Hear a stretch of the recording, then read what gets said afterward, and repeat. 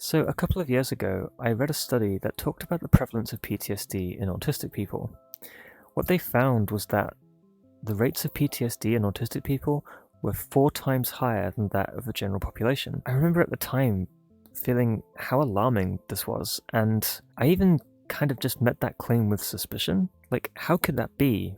Why would so many autistic people be so traumatized, and why would it be higher than the general population? But what I didn't foresee was that I would begin to learn a lot about myself based on these questions. As I began to learn more about things like masking and trauma in general, I began to have a much clearer picture as to why this was so shocking to me, and also that it kind of related to a lot of my experiences. So for the uninitiated, masking is basically the act of hiding parts of who you are for the benefit of yourself and the people around you. Neurotypical people mask all the time. When they go to work, they put on their work persona. And, maybe when they're out in public, they might put on a slightly different persona. But none of them need to do it for survival. The thing for autistic people is that we have to change our behavior for the benefit of ourselves and for the safety of ourselves around other people just to get by, just for survival. We need to adopt and blend in with the social customs and norms of the neurotypical people around us to not get ostracized in society. But unfortunately, as a result, we develop a trauma response around this because oftentimes we've learnt to do this because of very negative reactions of the people around us for how we exist in the world. A good example of this is how growing up a lot of us develop a hypervigilance around how we behave, speak, and even move. Oftentimes we have our own ways of expressing ourselves, and those can be quite different than that of the neurotypical people around us, and a lot of these behaviors and traits are crucial for our self-regulation, things such as stimming as well. But neurotypical people often don't understand these behaviors and they react badly to it, which can lead us to being bullied for being just a little bit different than everyone else. But unfortunately, these negative reactions lead us to change and suppress or even stop these behaviors just for our survival. Eventually, after all of this, we learn that to maintain this facade, we need to be hypervigilant of the people around us and how they react to us. Are they buying our act? Are they reacting positively to our efforts to fit in? How might they be interpreting all of this? Can they see that this is all a front?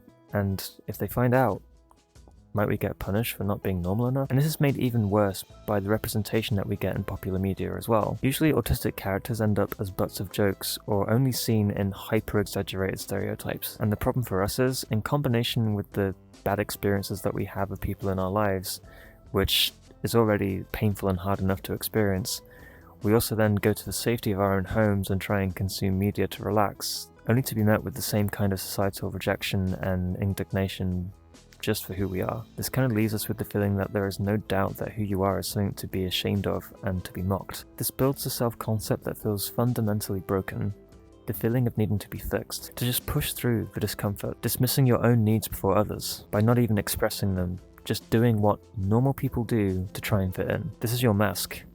You have built it and use it to survive, but the problem is, you end up using it so much and so often that it becomes a part of your personality, to the extent where you end up being your mask by default, masking when there's no one else even around. It gets to the point where it's so default that it's something you can't just stop doing, despite how exhausting and self-injurious it can be. Eventually, you suppress most, if not all, the challenges that you have in an attempt to be accepted, to survive, to be loved, to be cared for. But tragically, it never ends up feeling like, or even being, enough. So after all of this, in the end, you end up becoming deeply traumatized, your needs being consistently dismissed and unmet, and to make it worse, you don't even know how to regulate yourself amongst all this, and it ends up feeling like no one sees you into the bargain. This creates a feeling of very few places, if any at all, being safe. You don't even feel safe to be seen, and over time, this creates a situation where you're constantly on full alert, feeling like your very presence in a room is wrong.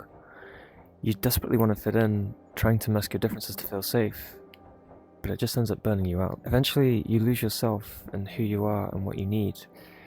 Even just being expressive or emotive about the things that you're passionate about feels gross, wrong, and shameful. You monitor yourself frequently. Do I look autistic? Was that too abrupt? Did they hate me? Was I too much? This makes it impossible or near it to be vulnerable. This creates a compounding effect of isolation, where it's difficult to connect with those around you on an authentic level, and you end up in a situation where you have either friends you don't connect with or no friends at all. And as a result, your support network is severely restricted, if not non-existent, making it difficult to seek out the support when you need it most, which for most neurodivergent people is fatal. Tragically, oftentimes this is one of the leading causes of autistic suicides. Social isolation and all of its side effects for autistic people are deadly. Now, of course, everyone in life goes through difficult patches. No one is contesting that. But with these challenges thrown into the mix, it makes these times particularly tenuous and dangerous for autistic people. All of this creates a perfect storm for your life to rapidly derail into a very dark place. Imagine everyone goes through difficult patches in life. We all do, neurotypical or not. But for autistic people, you have to experience the regular traumas of life that everyone goes through, on top of having experienced already deeply traumatic things that most people don't have to go through. The social isolation, the marginalization, the frequent infantilization. Most of us are already too bloody tired by the time a life challenge pops up to deal with it all. But of course that leaves us with the question, what do we do about it? The path to healing looks different for everyone. We're all fucked up in our own ways from all of this trauma that we have gone through.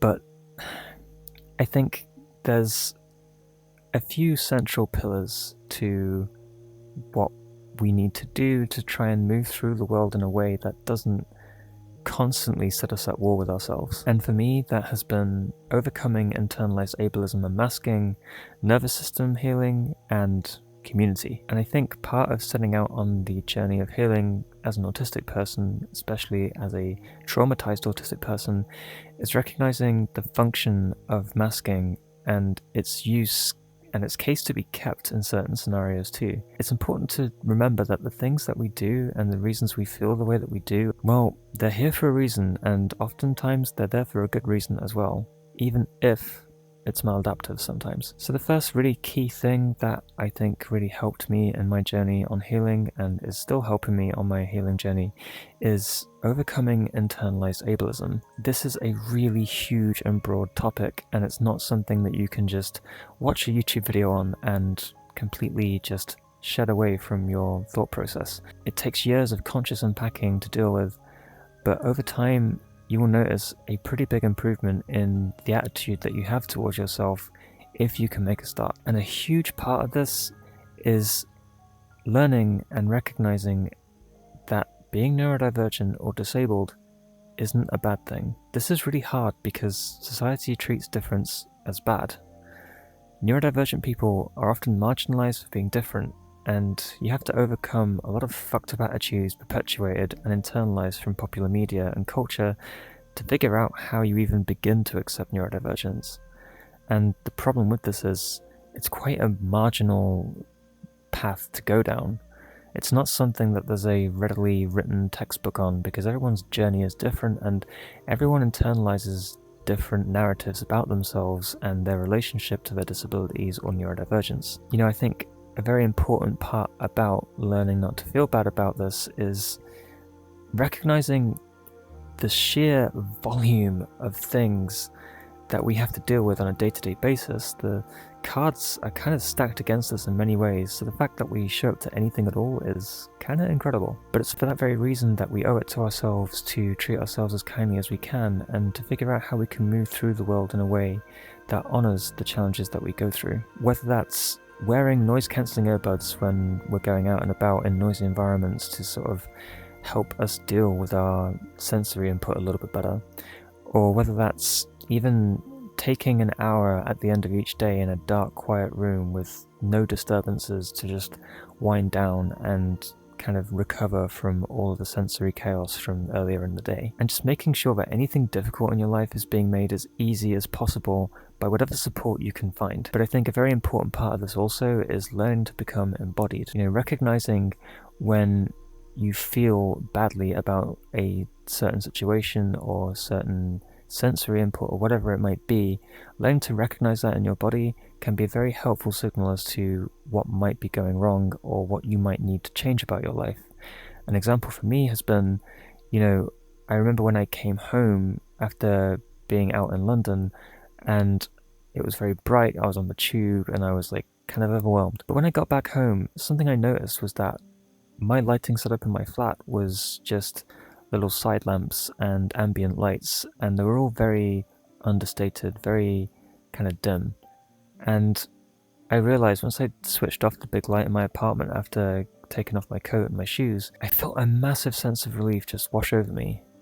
And it was in that moment that I realized that actually I had quite an aversion to bright, strong light. Using a different set of lights has really helped me regulate my nervous system when I'm feeling overwhelmed. But I think the problem with trying to learn to use different adaptions and trying to figure out what you want, what you need, and how to use them is just the general shame that can sometimes surround even having the needs for those adaptions in the first place. I think because of the stigma associated with disability and autism, a lot of us can feel inferior or bad for using adaptions or support in many areas of our lives. But again, I think it's important to remember just the sheer volume of things that we're having to deal with that most neurotypical people never have to think about, and therefore I think we're owed a little bit of support. And learning to love ourselves enough to try and make our lives as easy and as frictionless as possible is a huge part of this. Now, the next part of all of this is healing our nervous systems. But this can be quite a tricky process, in part because the process of unmasking can actually be kind of activating for our nervous systems. The reason for this is because, again, masking is a defense mechanism. We learnt to mask because not doing that was unsafe. It meant ostracization, it meant bullying, it meant stigmatization. But hopefully what we need to start doing now is we need to start creating an environment for ourselves, even if it's only within ourselves, of safety and acceptance, and that will help us regulate our nervous system. Most of us have been living for years under a traumatized brain and body to the extent where we're kind of just numb to our internal environment. Part of learning how to love and care for ourselves is to learn what a traumatized brain and body needs to recover, to feel safe and to flourish. Part of this is overcoming your internalized ableism, but that journey also occurs in tandem with learning how to calm your nervous system. One crucial thing to remember is that growing up doing all this masking and putting in all this constant work for fear of being stigmatized or ostracized or bullied is a very nervous system activating process. It's something that causes a great amount of distress to such a constant level that oftentimes a lot of us kind of just develop a coping mechanism of tuning all these emotions out, and eventually what happens is that you just don't feel anything anymore. We become numb to our internal environment, which means a lot of us don't even notice how we feel. Alexithymia or alexithymia. This means that oftentimes we can be pushing through our days by being workaholics or distracting ourselves into oblivion, ignoring and trying to push past our underlying needs. Overcoming this means paying close attention to what we need and how we feel in our bodies. Becoming embodied. At any given moment, it's being able to check in with ourselves, like, am I feeling any tension? What am I feeling? And how long have I been feeling it for? What do I need in this moment to let go and relax? Because it's probably not something we've gotten into a habit of doing because we're just so busy trying to survive. And this can take many different forms. It can mean meditation, box breathing, yoga, doing whatever it is that can make us feel regulated, safe, and relaxed in our bodies. And making this as habitual as possible throughout the day as we transition through different phases of the day. And this is the important part, not waiting until we feel bad to then start regulating our nervous system. It's no good to just push through the day, through all the discomfort, and then end up completely burnt out, overwhelmed, and having a meltdown at the end of the day, trying to implement nervous system healing techniques. And unmasking is a crucial part of this. When you begin to unmask, eventually you'll feel safe in just being yourself, and you won't feel the need to put on a constant performance for your safety all the time. This will help keep your nervous system regulated, as you won't be swimming upstream trying to survive socially all the time, because ideally you'll be hanging in circles that love and support you for who you are, which is exactly what you deserve. And finally, finding community is vital. But as vital as it can be, it's also very difficult, but also very possible if we just give ourselves the time and patience that we need. The problem is, it can be very difficult for a variety of reasons. The interpersonal trauma that we experience often makes us wary of others, which can make it difficult to open up and have authentic connections with those around us. But as we begin to learn to kind of let down our walls, finding neurodivergent friendly spaces is a really good first step to help us connect with other people, and a really good first step in helping us shed shame around our neurodivergence. Often these spaces for me have been things like crafting meetups, board game meetups, or any queer themed meetups for myself, because obviously I'm trans and gay. The point is figuring out how to, in your own time, take up space as a neurodivergent person, which is not something that we're accustomed to doing and can feel absolutely terrifying. But being in neurodivergent friendly spaces can be so transformative. Seeing other people being so unapologetically themselves really shook the perspective that I had of myself. I realized that I admired the other people who were unapologetically themselves that I was around, and the fact that they weren't masking. I found it inspiring, attractive even. It caused a domino effect in me, making me realize further that I had nothing to be ashamed of for being who I was, and that it was okay to be as random and as wacky as my intuition wanted me to be, just like how I was when I was a kid before I had my magic and beautiful quirkiness beaten out of me by school and wider society. It helps us heal and recover all those authentic parts of ourselves that we spent so long repressing. There's something so innately powerful about seeing someone being honest and authentic about who they are, and it often makes us feel more comfortable in taking the risk and doing that ourselves. Eventually, even just by showing up and being in these spaces, a lot of us can hopefully become a little bit more comfortable.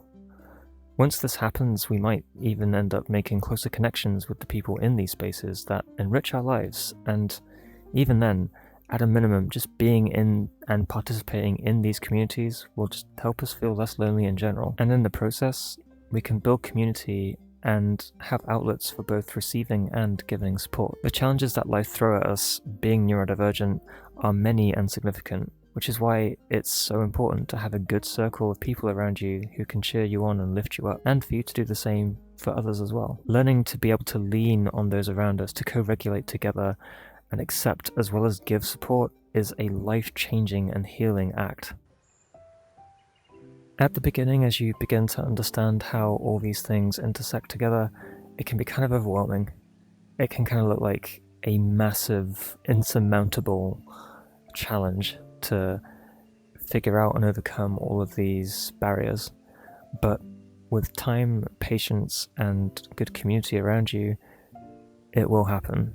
And you'll be kind of surprised at how quickly you'll start to feel the benefits. But you just have to trust in the process and just keep at it, as difficult as that can sometimes feel. Eventually, you will get there. It takes time. You know, I'm still working on it. I'm still not where I want to be, but I'm so much better than where I was 4 years ago, or even 2 years ago at this point. Just do what you can to take care of yourself and others and build community. And yeah, thanks everyone so much for sticking around for the whole video. If you like this video, please give it a like, and, you know, please tell me down in the comments what have your experiences with recovery been like. You know, what things have helped you, and what are some fun stories that have come out of it. And yeah, if you'd like to see my future content, please hit the subscribe button, and yeah, I will see you in the next episode.